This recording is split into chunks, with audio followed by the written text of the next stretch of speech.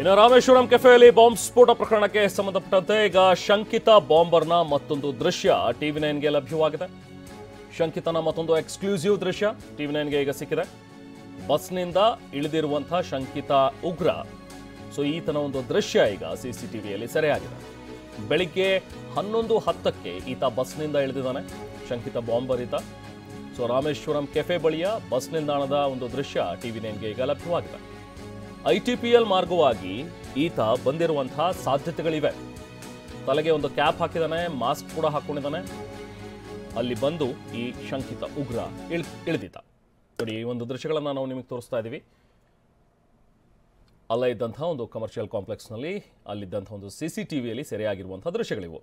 TV ನೈನ್ಗೆ ಸಿಕ್ಕಿರುವಂಥ ಈ ಒಂದು exclusive ದೃಶ್ಯ, ಶಂಕಿತ ಬಾಂಬರ್ನ ಮತ್ತೊಂದು ದೃಶ್ಯ ಈಗ ಲಭ್ಯವಾಗ್ತಾ ಇದೆ.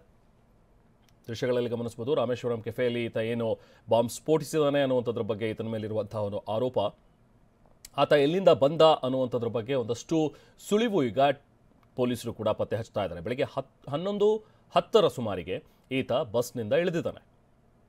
ರಾಮೇಶ್ವರಂ ಕೆಫೆ ಬಳಿಯ ಒಂದು ಬಸ್ ನಿಲ್ದಾಣದ ಒಂದು ದೃಶ್ಯ ಇದು. ITPL ಮಾರ್ಗವಾಗಿ ಈ ಶಂಕಿತ ಉಗ್ರ ಬಂದಿದ್ದಾನೆ ಅನ್ನುವಂಥದ್ರ ಬಗ್ಗೆ ಸಾಧ್ಯತೆಗಳಿವೆ. ಈ ITPL ಮಾರ್ಗವಾಗಿ ಬಂದು ಅಲ್ಲೇ ಕೆಫೆಯ ಹತ್ತಿರದಲ್ಲಿರುವಂತಹ ಒಂದು ಬಸ್ ಸ್ಟಾಪ್ನಲ್ಲಿ ಇಳಿತಾನೆ ಈತ. ಅದಾದ ನಂತರ ಈತ ರಾಮೇಶ್ವರಂ ಕೆಫೆಗೆ ಹೋಗಿ ಅಲ್ಲಿ ತಿಂಡಿ ಸೇವಿಸಿ ಅದಾದ ನಂತರ ಆತ ಬಾಂಬ್ ಇಟ್ಟಿದ್ದಾನೆ ಅನ್ನುವಂಥದ್ರ ಬಗ್ಗೆ ಆರೋಪ ಕೇಳಿ ಬರ್ತಾವೆ.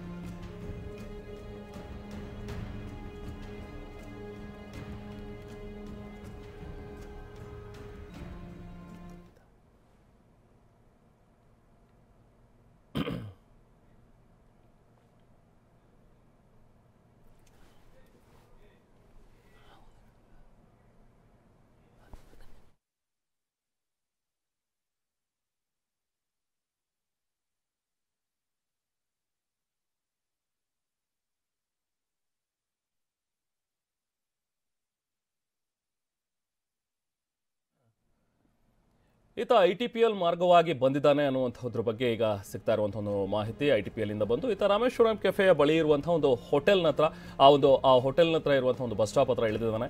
ಆ ದೃಶ್ಯಗಳು ಕೂಡ CC ಕ್ಯಾಮೆರಾದಲ್ಲಿ ಸೆರೆಯಾಗಿವೆ.